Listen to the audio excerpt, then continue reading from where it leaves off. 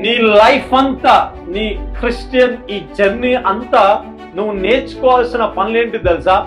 ఇవే అంట.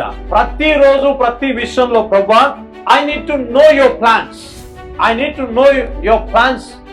నా పిల్లల పట్ల, నా కుటుంబం పట్ల, నా జీవితం పట్ల ప్లాన్స్ అనేది ఉంటాయంట. అర్థమైందా? నీకు ప్లాన్ లేదా?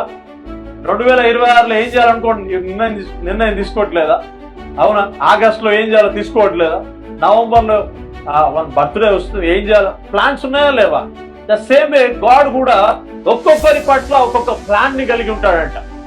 ముందుగానే డిక్లేర్ చేయొద్దు, అయిపోయింది ప్రభు, ఇక అయిపోయింది, నన్ను కప్పెట్టేసి అని అనుకోద్దంట. హల్లెలూయా. ఇంకను దేవుడు లోతైన ఆలోచన కలిగి ఉంటాడు.